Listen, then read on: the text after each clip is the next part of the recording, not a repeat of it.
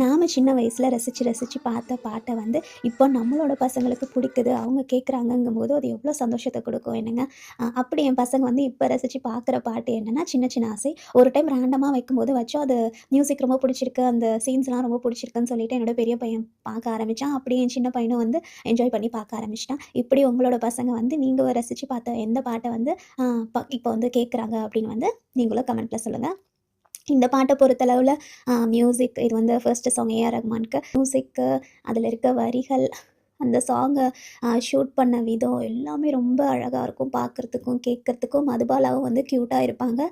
So இந்த பாட்டு வந்து எப்பயுமே எவர் கிரீன் ஃபேவரேட் தான் எல்லாருக்குமே. நைட்டு டின்னருக்கு வந்து மஷ்ரூம் பெப்பர் கிரேவி பண்ணலான்னு வந்து ரெடி பண்ணிகிட்டு இருக்கேன்.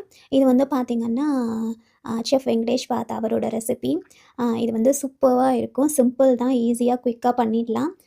ஜஸ்ட் வெங்காயம் தக்காளிலாம் வதக்கிட்டு இஞ்சி பூண்டு பேஸ்ட்டு போட்டுட்டு அப்புறம் மஷ்ரூமை நல்லா வாஷ் பண்ணி க்ளீன் பண்ணி கட் பண்ணி அதையும் ஆட் பண்ணிவிட்டு கொஞ்சம் வந்து அது வெந்ததுக்கப்புறமா தண்ணி கொஞ்சம் ஊற்றி கொஞ்சம் நல்லா கிரேவி கன்சிஸ்டன்சிக்கு வரணும். கடைசியாக வந்து அந்த மேஜிக் மசாலா இருக்குது, அது வந்து என்னென்னு பார்த்திங்கன்னா சோம்பும் மிளகும் மட்டும் நல்லா அரைச்சி அதை வந்து ஒரு 2 ஸ்பூன் உங்களுக்கு காரம் எவ்வளோ வேணுமோ அதுக்கேற்ற மாதிரி போட்டுட்டு நல்லா மிக்ஸ் பண்ணி விட்டு. இந்த சாங் வந்து எனக்கு ரொம்ப பிடிக்கும் கேட்குறதுக்கு.